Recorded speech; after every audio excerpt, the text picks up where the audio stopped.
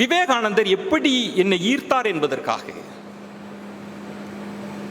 இந்த அரங்கத்தில், இந்த பள்ளியில் எல்லா மதத்தை சேர்ந்தவர்கள் கூட இருக்கலாம். ஏதோ அவர் இந்து மதத்திற்கான துறவி, இந்து மதத்தின் அடையாளம் அப்படி பார்த்துடக்கூடாது. நீங்க எல்லாம் பிள்ளைகள், நான் ரொம்ப கவனமா பேசுறேன். அவர் ஒரு மதத்திற்கெல்லாம் சொந்தக்காரர் அல்ல. விவேகானந்தர் பிரபஞ்சத்தின் சொந்தக்காரர். முதல்ல அதை நீங்கள் உள்வாங்கிக் கொள்ளுங்கள். அவர் ஒரு மதத்துக்கெல்லாம் யாரும் சொந்தம் கொண்டாட முடியாது. நான் படிக்கிறேன், எத்தனையோ ரிஷிகள், எத்தனையோ முனிவர்கள்லாம் இருந்திருக்கிறாங்க. அவங்க வேதாந்தத்தை சொல்லி இருக்கிறாங்க, ஆன்மீகத்தை பற்றி பேசி இருக்கிறாங்க. ஏங்க, நான் விவேகானந்தரை படிக்கிற போது விவேகானந்தர் சொல்ற பிரசங்கம் நடந்துட்டு இருக்கு. அங்க ஏழைகள்லாம் இருக்கிறாங்க, வறிய நிலையெல்லாம் இருக்கிறாங்க. விவேகானந்தர் சொல்றார், பசியோடு இருப்பவன்கிட்ட போய் ஆன்மீகத்தை பேசிட்டு இருக்கிறாயே, வேதாந்தத்தை பேசி கொண்டு இருப்பாய், இது என்ன இது நான்சென்ஸ் நினைக்கிறார். பசியோடு இருப்பவனுக்கு முதலில் ரொட்டி கொடு, அவனுக்கு உணவு கொடு, அவனுக்கு கல்வியை கொடு, அப்புறமாக அவனுக்கு கடவுளை பற்றி, ஆன்மீகத்தை பற்றி பேசு. வேறு எந்த ஆன்மீக துறவி இந்த மண்ணில் இப்படி பேசி இருக்கிறார்? நான் வியந்து விவேகானந்தரை பார்த்தேன். பசியோடு இருப்பவனுக்கு ரொட்டி கொடு. பசியோடு இருப்பவன் இடத்தில் நீ அதை பற்றி எல்லாம் கவலைப்படாமல் நீ ஆன்மீகத்தை பிரசங்கித்தால் அது அது தீவிரமான வன்முறை என்று விவேகானந்தர் சொல்றார். இது இந்திய மரபு. நீங்க தெரிஞ்சுக்கணும், இந்த தேசத்தின் பெருமைகள் என்ன. ஒருத்தன் பசியோடு இருப்பதை இந்த மண்ணின் கலாச்சாரம் ஏற்றுக்கொள்ளவில்லை. இறந்தும் உயிர் வாழ்தல் வேண்டி பறந்து கெடுக இந்த உலகை இயற்றியான். வள்ளுவன் சொல்லுவான், ஏய், ஒருத்தன் போய் பிச்சை எடுத்து தான் சாப்பிடணும், அப்படி ஒரு நிலை இருந்ததுன்னா இந்த உலகமே அழிஞ்சு போகட்டும். தனி மனிதனுக்கு உணவு இல்லை என்றால் இந்த ஜகத்தினையே அழிச்சிட்டு போயிடுவான்டா. இது இந்த மண்ணின் மரபு. பிள்ளைகளே, அடுத்த தலைமுறை பிள்ளைகளே, அடுத்தவர்களுக்கு உதவுவது, ஓடோடி சென்று அவர்களுக்கு சேவை புரிவது இந்த மண்ணின் கலாச்சாரம். அந்த தீபத்தை நீங்களும் எடுத்து செல்ல வேண்டும். உறுதிமொழி எடுத்துக் கொள்ளுங்கள், கைத்தட்டல் வாயிலாக. நானும் அப்படி சேவை செய்வேன்.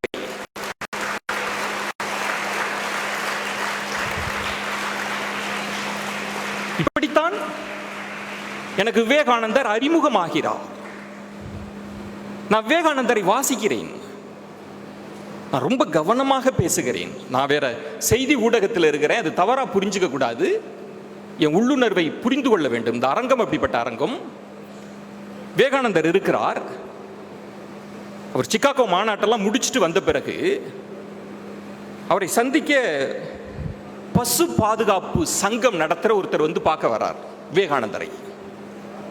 விவேகானந்தர்கிட்ட வந்து சொல்றார், நாங்க பசுக்கள் பாதுகாப்பு சங்கம் நடத்துறோம். அப்படியா? ரொம்ப நல்ல விஷயம். அதுக்கு ஒரு காரணம் இருக்கு. இந்து தர்மத்தில், சனாதன தர்மத்தில் பசுக்கென்று ஒரு இடம் இருக்கிறது. நீங்க புரிஞ்சுக்கணும், ஒரு இடம் இருக்கிறது. அது மதத்தின் நம்பிக்கை, பார்வை. இவர் சொல்றார், நாங்க கோமாதா, நாங்க அந்த பசுக்கள் பாதுகாப்பு சங்கம் நடத்திட்டு இருக்கோம். அப்படியா? என்ன பண்ணுவீங்க? கசாப்பு கடைக்கு போற பசுமாட்டுகள் எல்லாம் நாங்க கூட்டிட்டு வந்துருவோம். ரொம்ப முதிய வயதில் இருக்கிற ஆடு மாடுகள், பசு மாட்டெல்லாம் கூட்டிட்டு வந்து நாங்க பராமரிப்போம். அதுக்கு டொனேஷன் வாங்கி பராமரிக்கிறோம். அப்படிங்கிற நல்ல விஷயம் என்று சொல்லிவிட்டு, ஆமா, இப்ப சமீபத்தில் ஒரு பஞ்சம் வந்தது இல்ல, அந்த பஞ்சத்திற்கு நீங்க ஏதாவது உதவி செஞ்சீங்களான்னு கேட்கிறார். இல்லையே அப்படின்றார். ஏன் செய்யல? அது எங்க வேலை இல்லை. விவேகானந்தருக்கு கோபம் வந்து விடுகிறது. சொந்த சகோதர சகோதரிகள் பஞ்சத்தால் இறந்து கொண்டிருக்கிறார்கள். அவர்களை பற்றி கவலைப்படாமல் பசு மாட்டை காப்பாத்துறேன்னு சொல்றீங்களே, இது என்ன? இது என்ன போக்கு? கோபப்படுறார். என்ன மாட்டை காப்பாத்துறது? உடனே அவர் சொல்றார், பிள்ளைகளை கவனமா புரிஞ்சுக்கிறதுக்காக சொல்றேன், கொஞ்சம் உள்வாங்குங்க இந்த விஷயத்த. அவர் சொல்றார், அவன் பட்டினி இல்லை, பஞ்சத்தில் சாகணும்னா அவன் தலையெழுத்து, அது அவன் கர்மா. நான் என்ன செய்ய முடியும் சுவாமிஜி? விவேகானந்தர் சொல்கிறார், அப்படியா, அவன் தலையெழுத்தா? அப்படி என்றால் கசாப்பு கடைக்கு போக வேண்டும் என்பது பசுமாட்டின் தலையெழுத்து தானே, அதையே நீ மாற்ற நினைக்கிறாய்? கேட்டது விவேகானந்தர். அப்ப விவேகானந்தரினுடைய நோக்கம் பசுக்கு எதிரானது அல்ல. நீங்க புரிஞ்சுக்கணும். அவர் கடைசியா சொல்வார், என்கிட்ட காசு பணம்லாம் இல்லை, நான் ஒரு துறவி சன்னியாசி. ஒருவேளை என்னிடம் பணம் இருந்தால் நான் முதலில் ஏழைகளுக்கு, வறியவர்களுக்கு, என் இந்திய சொந்த சகோதர சகோதரிகளுக்கு, அவர்களுக்கு தான் கொடுப்பேன். அதன் பிறகுதான் நான் இங்கு வருவேன் என்று சொன்னார். அந்த ஜுவாலையை நீங்கள் பிடிச்சுக்கணும். உதவணும், சேவை செய்ய வரணும். நான் இப்படித்தான் விவேகானந்தருக்குள் நுழைய ஆரம்பித்தேன். இப்படிதான் அவருடைய வாழ்க்கையின் சுவாரஸ்ய பக்கங்களை உங்களுக்கு சொல்ல போகிறேன். எனக்கான தலைப்பு என்ன தெரியுமா? நீ எதை நினைக்கிறாயோ அதுவாகவே. பிரமாதமான, இது பெரிய ஞான ஒளி. அது விவேகானந்தர் சொன்னது. நீ என்ன நினைக்கிறாயோ அதை தான் பேசணும்.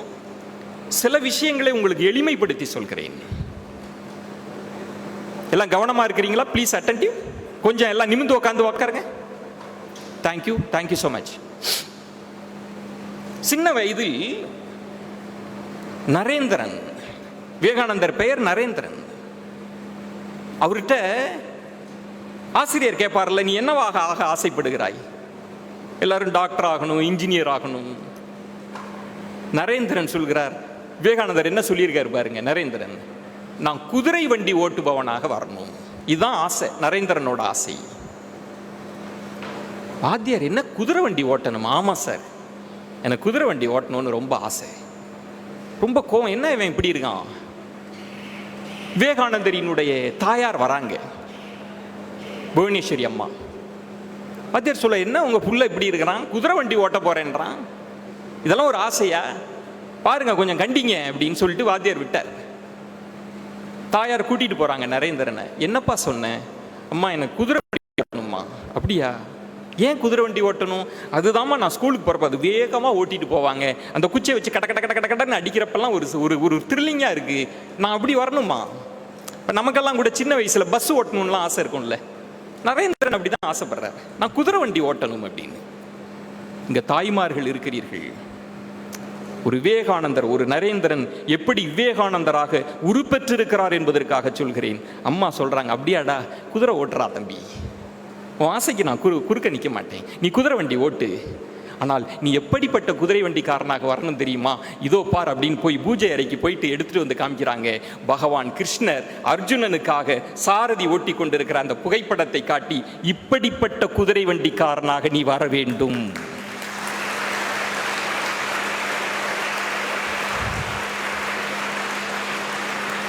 எப்படிங்க அது? ஒரு தாய் எப்படிப்பட்ட என்ன விதைத்து இருக்கிறாங்க பாருங்க. இப்ப நம்மளா இருந்தா என்ன சொல்லியிருப்போம்? தாயினுடைய பெருங்கனவு அது.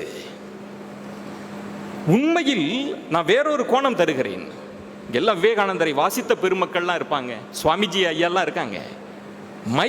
It's all about my interpretation. நான் புரிஞ்சுக்கிட்டது, நான் விவேகானந்தர் உலகத்திற்குள் நானாக உருவகப்படுத்தி கொண்டதை சொல்கிறேன். நரேந்திரன் விவேகானந்தராக மாறிய தருணம் இருக்கிறது அல்லவா, அது நரேந்திரனின் எண்ணம் அல்ல. எதை நினைக்கிறாயோ அதுவாக மாறுவாய் என்பது நரேந்திரனின் தாயாரின் எண்ணத்தை பிரபஞ்சம் நிறைவேற்றி இருக்கிறது. இந்திய கலாச்சாரத்திற்கு பகவான் கிருஷ்ணரை போல ஒரு அவதாரத்தை விவேகானந்தரை கொடுத்தது அவங்க அம்மாவின் எண்ணம். அப்படிதான் விவேகானந்தர் உருவாகிறார். அந்த எண்ணம் தான் இந்த மண்ணின் கலாச்சார பெருமைகளை, ஆன்மீகத்தின் ஆழமான அர்த்தங்களை விதைப்பதற்கு காரணம் நரேந்திரன் தாயாரின் எண்ணம். நம்ம அப்படி வளர்க்கணும் பிள்ளைகளை. அதுக்குதான் இந்த அரங்கம். இன்னும் பெற்றோர்கள்லாம் இந்த அரங்கத்திற்கு கூப்பிடணும். அவர்களிடம் சொல்லணும், உங்கள் பிள்ளைகளை எப்படி வழி நடத்துவது. இன்னொரு இடம் சொல்கிறேன், ரொம்ப முக்கியமான இடம். ராமகிருஷ்ண பரமஹம்சர். நீங்க இதெல்லாம் புரிஞ்சுக்கணும். கொஞ்சம் சொல்றேன். ராமகிருஷ்ண பரமஹம்சரை சந்திக்கிறார் விவேகானந்தர். அப்படி சந்திக்கிறப்ப விவேகானந்தர் மேற்கத்திய கல்வி படிச்சுட்டு அவர் மேற்கத்திய சிந்தனை மனோபாவத்தோடு இருக்கிறார். அவர் ஒன்றும் கடவுள் எல்லாம் இப்ப ஏத்துக்கல. அவருக்கு நிறைய சந்தேகங்கள் இருக்கிறது. ஏன் கடவுள் இருக்கிறாரா என்கிற கேள்வியும் அப்போது இருக்கிறது. எனக்கு அந்த தருணம் ரொம்ப முக்கியமான இடம். அது நான் பல நேரம் அதை டீகோட் பண்ணி பார்ப்பேன், எப்படி இது நடந்தது. ராமகிருஷ்ண பரமஹம்சரை சந்திக்கிற போது அவர் வந்துட்டு விவேகானந்தரை பார்த்து, நீ எங்க போன, இவ்வளவு நாள் உன்னை தேடிக்கிட்டு இருந்தேன்றார். இவ்வளவு நாள். விவேகானந்தரின் வாழ்க்கையில் இருக்கிற சுவாரஸ்யம் என்ன தெரியுமா? நான் எத்தனையோ புராணங்கள் படித்திருக்கிறேன். சிஷ்யர்கள் தான் குருவை தேடினார்கள், ஆனால் விவேகானந்தரின் வாழ்க்கையில் தான் ஒரு குரு சிஷ்யரை தேடினார்.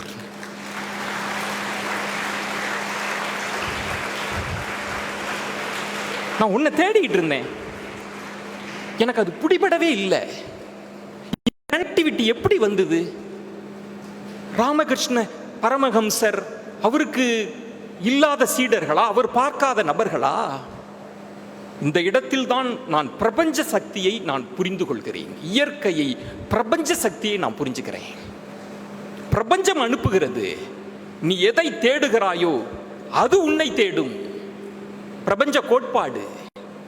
நீ இதை எப்படி அப்ளை பண்ணணும் அப்படின்னா, நான் கலெக்டர் ஆகணும், நான் பெரிய பெரிய விஞ்ஞானி ஆகணும், நான் பெரிய தொழிலதிபர் ஆகணும் அப்படின்னு நீ ஆசைப்பட்டால் அதுவும் உன்னை தேடிக்கொண்டிருக்கும். அதற்கு பிரபஞ்சம் உதவி செய்யும். அதுக்கு பிரபஞ்சம் உதவி செய்யும். அந்த இடம் ரொம்ப முக்கியம். நான் இன்னொரு இடம் நீங்கள் புரிந்து கொள்ளணும். அமெரிக்காவில் போய் சிகாகோ நகரத்தில் அவர் பேசுறார். இப்ப என்னெல்லாம் அழைச்சிட்டு வராங்க. செந்தில்நாதன் சார் அவ்வளவு ஏற்பாடுகள், எனக்கு அவ்வளவு வசதிகள் செஞ்சு, அவ்வளவு பெரிய ஹோட்டல்ல தங்க வாய்ப்பு கொடுத்து, அவ்வளவு பணம் கொடுத்து, அவ்வளவு வசதிகளை செஞ்சு கொடுக்குறாங்க. நான் அவரோட வாழ்க்கை வரலாறு கேட்ட பிறகு நான் கொஞ்சம் கூனி குறுகி போயிட்டேன். அவ்வளவு சேவை செஞ்சு நம்மளை இவ்வளவு தூரம் பார்த்துக்கிறாங்களே அப்படின்னு. சிகாகோ மாநகரத்திற்கு பேச போகிற விவேகானந்தருக்கு ஒன்றும் பெரிய வரவேற்பெல்லாம் இல்லை.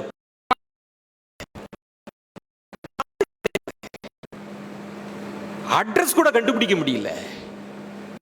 அங்கு போய் நிகழ்த்திய உரை இருக்குல்ல, உலகம் திரும்பி பார்த்தது விவேகானந்தரை. மேற்கத்திய உலகம், யாரடா இது, கீழே தேயத்தில் இருந்து ஒரு ஞான ஒளி வந்திருக்கிறதே, யாரடா என்று மேற்குலகம் அதிர்ந்து பார்த்தது. நீங்க எப்படி புரிஞ்சுக்கணும்னா, உங்களுக்கு 1000 சிரமங்கள் இருக்கும், 1000 கஷ்டங்கள் இருக்கும், 1000 அவமானங்கள் இருக்கும். உங்களை யாரும் கண்டுக்காம கூட இருக்கலாம். ஆனால் உங்களுக்குள் ஒரு திறமை இருந்தால், உங்களுக்குள் ஒரு சக்தி இருந்தால், உலகம் உங்களை நிமிர்ந்து பார்க்கும் என்பதற்கு விவேகானந்தரின் வரலாறு சாட்சி.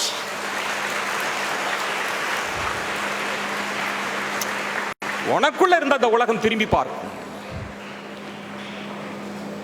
அதுவரைக்கும் மதத்திற்குள் சண்டை இருந்தது. என் மதம் பெரிது, உன் மதம் பெரிது, அப்படிதான் நடக்கும். விவேகானந்தர் தான் போய், சகோதர சகோதரிகளே, உலகத்தில் இருக்கிற நாம் அனைவரும் சகோதர சகோதரிகள் என்று பேசினார். அதிர்ந்து போனார்கள். என்னடா அது, எல்லாரையும் அரவணைத்து ஒரு குரல். நான் அதற்குள் ரொம்ப போக விரும்பல, நீங்க மாணவர்களா இருக்கிறதுனால. இந்திய கலாச்சாரத்தின், இந்திய ஆதி மதத்தின் ஆன்மா என்ன தெரியுமா? இன்க்ளூசிவிட்டி, எல்லோரையும் ஏற்றுக்கொள்ளுதல், எல்லாரையும் அரவணைத்தல். அதை எப்படி விவேகானந்தர் அந்த இடத்திற்கு வந்தார் என்பதை நான் யோசித்தேன். எப்படி நரேந்திரன் அவர்களுடைய தாயார் அப்படி ஒரு பிரபஞ்ச சக்தியால் விவேகானந்தராக மாற்றினாரோ, சாரதா தேவி அம்மையார் ராமகிருஷ்ண பரமஹம்சரின் துணைவியார். ஒரு இடம் இருக்கு. நான் அப்படிதான் புரிஞ்சுக்கிறேன். குருகுலம் சீடர்கள் எல்லாம் ராமகிருஷ்ண பரமஹம்சர்ட்ட அப்படி இருக்கிறாங்க. சாரதா தேவி அம்மையார் சமையலுக்காக வேலை செஞ்சிட்டு இருக்கிறாங்க. முறம் இருக்குல்ல, முறத்தை வச்சுக்கிட்டு சிலதெல்லாம் புடைச்சிட்டு இருக்கிறாங்க, சல்லடை வச்சு சிலதெல்லாம் சலிச்சுக்கிட்டு இருக்கிறாங்க. அப்பெல்லாம் குருகுலம். குருவுக்கும் ஆசிரியருக்கும் என்ன வித்தியாசம் தெரியுமா? இப்ப நமக்கு ஆசிரியர்கள் இருக்கிறாங்க, டீச்சர்ஸ். அப்பெல்லாம் குருகுலம். ஆசிரியருக்கும் குருவுக்கும் என்ன வித்தியாசம் என்றால், ஆசிரியர் நமக்கு வாசித்து காட்டுகிறார், குரு என்பவன் வாழ்ந்து காட்டுகிறான்.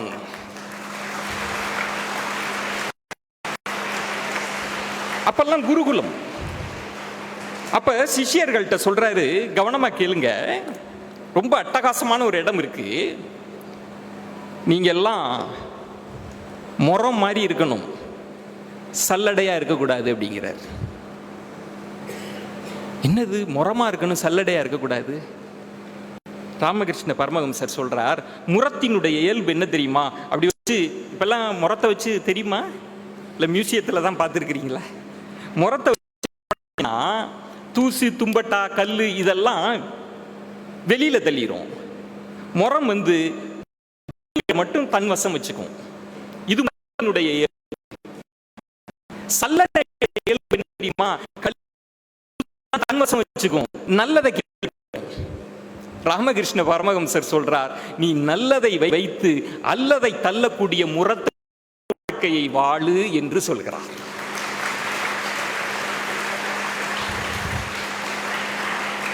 ஃப்ரெண்ட்ஷிப்புக்கு நான் இந்த இடத்துல அதான் சொல்றேன். சில நண்பர்கள் உங்களை அப்படி நோண்டுவான், உன்னை டிஸ்டர்ப் பண்ணுவான்ல, அவனை நீ சல்லடை போல வைத்துக் கொண்டிருந்தால் உன் வாழ்க்கையை பாழ்படுத்தி விடுவான். பல பேர் என்ன பண்ணுவான், வாழ்க்கையில் தோத்து போறதுக்கு, தவறான பாதைக்கு போறதுக்கு என்ன காரணம் தெரியுமா? எவனாவது கண்டிச்சுட்டே இது தப்புடா நீ போவாதரா அப்படின்னா அவன்கிட்ட விலகிடுவான். டிஸ்டர்ப் பண்ணாதரா அப்படின்னா அவன்கிட்ட விலகிடுவான். ராமகிருஷ்ண பரமஹம்சர் இப்படி சொல்றார்.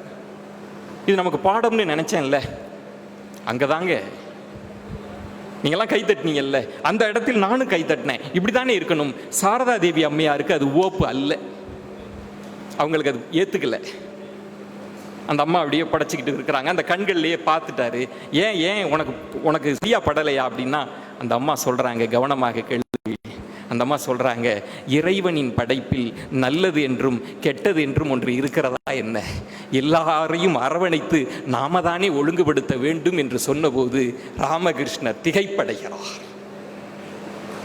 எல்லாரையும் நம்ம இப்படி ஒதுக்கிட்டு தள்ளிட முடியுமா? போ, ஒளிஞ்சு போ, லாஸ்ட் பெஞ்ச் ஸ்டூடெண்ட், நீ எல்லாம் உருப்பட மாட்ட, போயிடு, ஃபர்ஸ்ட் ரேங்க் ஸ்டூடெண்ட் நீ மட்டும் வந்துடு, அப்படி இருக்க முடியுமா? சாரதா தேவி அம்மையார் சொல்றாங்க, நான் புரிந்து கொள்கிறேன், அந்த பிரபஞ்ச என்ன அலைகள் விவேகானந்தருக்குள் ஒரு தாக்கத்தை ஏற்படுத்தி இருக்கும், அந்த தாக்கத்தின் வெளிப்பாடுதான் புகழ்பெற்ற சகோதர சகோதரிகளே என்கிற உரை.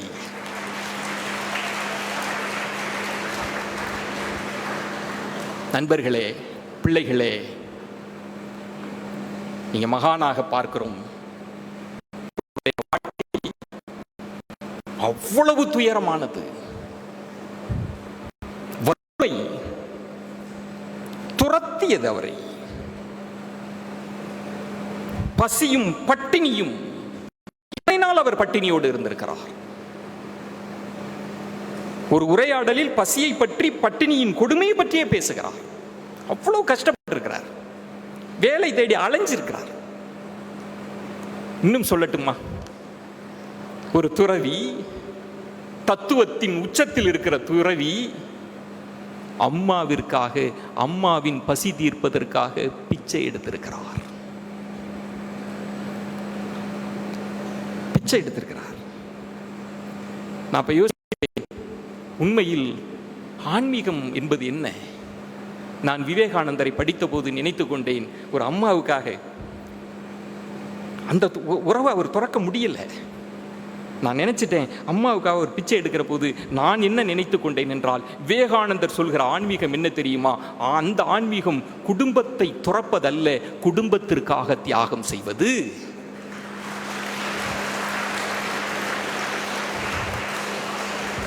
உன் குடும்பத்திற்காக, அம்மாவிற்காக.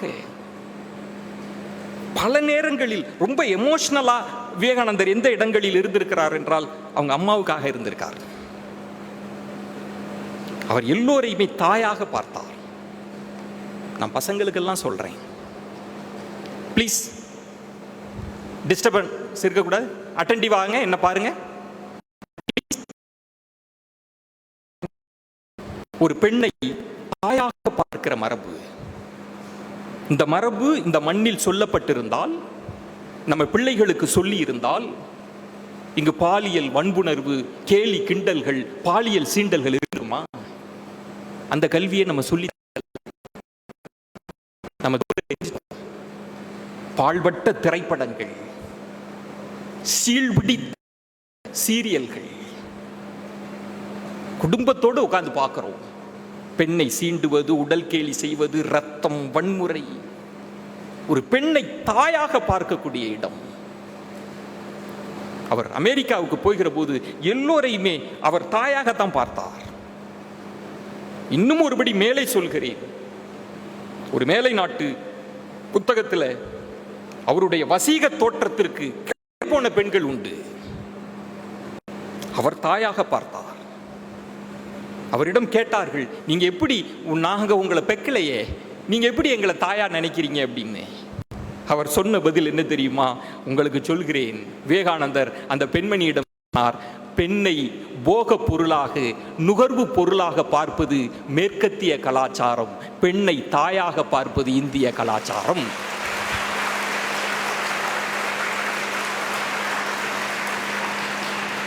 அப்படிதான் பார்த்தார். நான் இன்னொரு இடம் பிள்ளைகளுக்காக சொல்றேன், ரெண்டா பிரிக்கலாம். இது வேறொரு அரங்கமாக இருந்தால் நான் வேறு மாதிரி பிரசன்ட் பண்ணுவேன், உங்களுக்கு புரிகிற மாதிரி சொல்றேன், இந்த சாரத்தை சொல்றேன். குடும்பத்தில் வறுமை வாட்டுகிறது. அம்மா பசியோடு இருக்கிறா, என்ன பண்றதுன்னு தெரியல. ராமகிருஷ்ண பரமஹம்சர்கிட்ட போய், குரு கிட்ட போய் சொல்ற, ரொம்ப கஷ்டமா இருக்கு. பல நேரங்களில் மிகப்பெரிய ஞானிகளுக்கு, மிகப்பெரிய துறவிகளுக்கு, மிகப்பெரிய கவிஞர்களுக்கு ஏழ்மை என்கிற நோய் கொண்டே இருந்திருக்கிறது. நான் பாரதி வாழ்க்கையிலும் பார்த்திருக்கிறேன். பாரதி போய் சொல்றானே, தெய்வத்திடம் இருந்து, அம்பாள்கிட்ட இருந்து, தேவிட்ட இருந்து சொல்றானே, இதே மாதிரிலாம் நீ கஷ்டம் எனக்கு கொடுத்துக்கிட்டே இருந்தீங்கன்னா நான் நாத்திகனா போயிருவேன், நான் அப்புறம் உன்னை கும்பிட மாட்டேன். அந்த அளவுக்கு விவேகானந்தர் போய் ராமகிருஷ்ண பரமஹம்சர்ட்ட சொல்றார், கஷ்டமா இருக்கு குடும்பம், அம்மா பசியோடு இருக்கிறார். விவேகானந்தர் ஒரு காலமும் வறுமை சுடுகிறதே, பசி வாட்டுகிறதே என்று தன்னை நினைத்து கவலைப்படவில்லை, அம்மாவை நினைச்சு கஷ்டப்பட்டு இருக்கிறார். அந்த இடம் ஒரு ரொம்ப முக்கியமான இடம். ராமகிருஷ்ண பரமஹம்சர், அம்பாள்கிட்ட வா, அம்பாள்கிட்ட போ, அவள் காட்சி தருவாள், அம்பாள்கிட்ட கேளு, உனக்கு வேணுகிறத கொட்டி தருவாள், போ. அது சாதாரண வாக்கியம் அல்ல. ராமகிருஷ்ணன் சும்மா சொல்லல, விவேகானந்தர் போய் போய் கேளியா, கொடுப்பார், போ போ போ. விவேகானந்தர் உள்ள போறார், அம்பிகையை பார்க்கிறார், தேவியை பார்க்கிறார், கண்கள் கலங்குகிறது, அப்படியே இருக்கிறார். திரும்ப வெளில வரார், பார்த்தாயா, கேட்டாயா, கேட்கல, செல்வத்தை கேட்கல, பண உதவி கேட்கல, வந்துட்டார். திரும்ப ஏன் கேட்காம இருந்த, திரும்ப போய் திரும்ப அனுப்புகிறார், திரும்ப போயிட்டு திரும்ப வந்துட்டார், கேட்கல. அப்போது அவர் சொன்ன பதில், நான் இறைவனிடம் பொய் சொல்ல விரும்பவில்லை, நான் பொய் சொல்ல விரும்பல அப்படின்னு முடிச்சுக்கிறார். எனக்கு ஒரு சந்தேகம், இதுல என்ன தவறு இருக்கு? ஏன் விவேகானந்தர் போய் கேட்க வேண்டியதானே? அம்பாள்கிட்ட போய் கேட்கறதுல என்னங்க? பெத்த தாய் பசியோடு இருக்கிறாள், எனக்கு செல்வத்தை கொடுன்னு கேட்க வேண்டியதானே? ஒன்றை புரிந்து கொள்ளுங்கள், விவேகானந்தரின் உள்ளம் இருக்குல்ல, அது அம்பாளைத்தான் நாடியது, செல்வத்தை. விவேகானந்தரின் உள்ளம், அவரோட மனசு, உன்னுடைய ஞானம் தான் வேணும், உன் அறிவு தான் வேணும்னு ஆசைப்பட்டதை தவிர செல்வத்தை இல்ல. பொருளாதார நெருக்கடிக்காக போய் கேளுன்றத விவேகானந்தர் என்ன நினைக்கிறார்னா, என் உள்ள அதை ஏற்றுக்கொள்ளல, உதட்டுல போய் என் உதட்டால எனக்கு செல்வத்தை குடுன்னு சொல்வதை அவர் பொய் என்று கருதி இருக்கிறார். அப்போ முக்கியமான இடத்தை நான் சொல்றேன் உங்களுக்கு. எத்தனையோ தன்னம்பிக்கை புத்தகங்களை நான் படித்திருக்கிறேன். த சீக்ரெட் என்கிற புத்தகம், எண்ணம் தான் நீ உன்னை நினைத்தால் அதை அடைவாய், பிரபஞ்சம் அதற்கு உதவி செய்யும் என்று எழுதப்பட்ட புத்தகம் உலகம் முழுவதும் கொண்டாடப்பட்டது. உலகம் முழுவதும் அதிகாலை அற்புதங்கள், எண்ணங்களின் சக்தி, எல்லா புத்தகங்களையும் நான் வாசிச்சிருக்கிறேன். அதிலிருந்து விவேகானந்தர் எப்படி வேறுபடுகிறார் என்பதற்காக உங்களுக்கு சொல்கிறேன் பிள்ளைகளே. வெறும் என்ன வசப்படுத்தி விட முடியாது. விவேகானந்தர் மாறுபடுகிறார். பிள்ளைகளே, எண்ணங்கள் எங்கிருந்து பிறக்கின்றன? உங்கள் மனதிலிருந்து பிறக்கின்றன. எப்போது எண்ணங்கள் மந்திரமாக மாறும் தெரியுமா? உங்கள் மனது தூய்மையாக இருந்தால்தான் எண்ணங்கள் தூய்மையாக இருக்கும். இதை சொன்ன ஒரே தத்துவ ஞானி விவேகானந்தர் தான். பலத்த கரவொலி கொடுங்க. இது இந்த மண்ணின் பெருமை. வள்ளுவன் சொல்வான், உடல் தூய்மை நீரால் அமையும், மன தூய்மை வாய்மையால் காணப்படும். நீ உண்மை பேச வேண்டும். பொய் என்பது உதடுகள் உதிர்க்கிற வார்த்தை அல்ல. பொய் என்பது உள்ளத்தின் பிறழ்வு. உள்ளத்துக்கு மாறாக பேசினா அதுதான் பொய்யே தவிர உதடு பேசுறது பொய் அல்ல. ஆனா இப்ப நம்ம என்ன நினைச்சிட்டு இருக்கிறோம்? மனசுக்குள்ள ஒன்ன நினைச்சுக்கிட்டு வாயில பேசிக்கிட்டே இருக்கிறோம். அது அனைத்துமே பொய் அப்படின்னு பார்த்தவர் விவேகானந்தர். விவேகானந்தரை இங்க ரொம்ப நெருங்கி நெருங்கி பார்த்தால் அவருடைய வாழ்க்கையிலிருந்து பிள்ளைகளே, உங்கள் அனுபவத்திற்கு உங்கள் வயது ஏற்றார் போல சில விஷயங்களை சொல்லணும்னு ஆசைப்படுறேன். பயத்திற்கு எதிராக இருந்தார் அவர். உங்களுக்கு பலருக்கு பயம் இருக்கு. சுவாமிஜி கேட்டாங்க, யாராவது கை தூக்குங்க. யாருமே கை தூக்க மாட்டீங்க. யாராவது பதில் சொல்லுங்க. தூக்கமா? ஒரு பயம். பயத்தை எப்படி போக்குவது? ஏதாவது கிளாஸ் இருக்கா? பயத்தை எப்படி போக்குவீங்க? ஒரு ஸ்டேஜுக்கு வந்து பேசணும்னா பயம், ஒரு இன்டர்வியூக்கு போறதுன்னா பயம். பயம் இருக்கு, நம்ம அறியாத பயம் இருக்கு. உங்கள்கிட்ட திறமை இருக்கு, ஆனால் பயம் அதை தடுக்கிறது. அப்ப பயத்தை எப்படி நீங்கள் போக்க முடியும் என்றால், விவேகானந்தரின் வாழ்க்கையிலிருந்து ஒன்றை சொல்கிறேன். பயத்தை நீங்கள் போக்க ஆசைப்படுகிறீர்களா? வேறு எந்த வழியும் கிடையாது. பயத்தை நேர் கண்கொண்டு எதிர்த்து நில்லுங்கள். பயத்திற்கு எதிராக நில்லுங்கள். அப்போதுதான் பயத்தை எதிர்கொள்ள முடியும். பிரச்சனையை எதிர்கொள்ளாமல் நீ பயத்தை எதிர்கொள்ளவே முடியாது. நம்ம எல்லாரும் என்ன பண்றோம்? பயம் இருக்கிறது என்பதற்காக பிரச்சனையிலிருந்து விலகுகிறோம். பிரச்சனையிலிருந்து நீ விலகுகிற போது உன்னிடம் இருந்து பிரச்சனையும் விலகி உன்னோடே தான் இருக்கும். பிரச்சனையை எதிர்கொள்வதுதான் நான் பேசுகின்ற. இதற்கு கீழே ஒரு வரி இருக்கும். எந்த அளவு நீ உயரமான இடத்தை அடைய விரும்புகிறாயோ அந்த அளவு கடினமான சவால்களை நீ எதிர்கொள்ள வேண்டியிருக்கும். சும்மா கிடைச்சிடாது. பிள்ளைகளுக்கு சொல்வேன், யூபிஎஸ்சியில் பாஸ் பண்ணணும்னு நினைக்கிறியா? ஐஏஎஸ் ஆகணும்ன்ற கனவு இருக்கிறதா? அது மிகப்பெரிய உயரம். நீ கையெழுத்து போட்டினா அது அரசு ஆணை. அந்த உயரத்திற்கு நீ போக ஆசைப்பட்டால் அந்த அளவிற்கு உனக்கு சவால்கள் இருந்தே தீரும். அந்த சவால்களை எதிர்கொண்டால் மட்டும்தான் அந்த உயரத்தை அடைய முடியும். சொல்வது விவேகானந்தர். அந்த சவாலை நான் எதிர்கொள்வேன்னா, செந்தில்நாதன் ஐயா சொன்ன மாதிரி அவ்வப்போது விவேகானந்தருக்கு ஒரு பலத்த கரவொலிகள், என்ன அலைகளின் மூலம் அவருக்கு கொண்டு போய் சேருங்க. ஒரு கரவொலி மூலம் கொடுங்க. வேற எதுக்காக இங்க கூடியிருக்கிறோம்? அந்த ஆன்மா, அந்த ஒளி சந்தோஷப்படட்டும். நீங்க எல்லாருமே அவருடைய வாழ்க்கையில் அவர் வேலை தேடி அலைஞ்சிருக்கிறார். அவர் வேலை தேடி அலைஞ்சிருக்கிறார். நிராகரிக்கப்பட்டிருக்கிறார். சும்மாலாம் கிடையாது, நிராகரிக்கப்பட்டிருக்கிறார். அவமானங்களை சந்தித்திருக்கிறார். உடனே விவேகானந்தரை கொண்டாடிடலாம் இல்லை. நாளைக்கு உங்களுக்கும் அது இருக்கும் பிள்ளைகளே.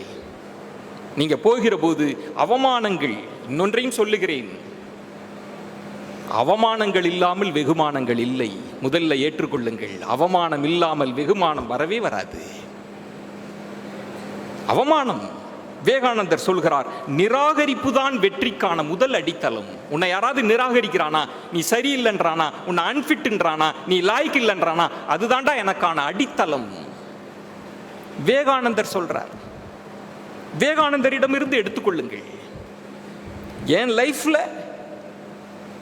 அப்ளைடு சயின்ஸ்ன்ற மாதிரி அப்ளைடு விவேகானந்தா. ஒரு பிரச்சனை இருக்கு, அந்த பிரச்சனையை நீ எதிர்கொள்ளாமல் நீ பயத்தில் இருந்து வெளிவர முடியாது. எப்படி நரேந்திரனுக்கு ஒரு புவனேஸ்வரி தாயார் இருந்தாங்களோ, அப்படி என் அம்மா பத்தி உங்களுக்கு சொல்றேன். பேச்சு போட்டி, இன்னைக்கு நான் தன்னம்பிக்கை பேச்சாளராக உலா வரேன். நான் போகாத இடம் இல்லை, அடையாத புகழ் இல்லை, நான் பார்க்காத சான்றோர்கள் இல்லை. இவ்வளவு உயரத்திற்கு நான் வந்திருக்கேன்.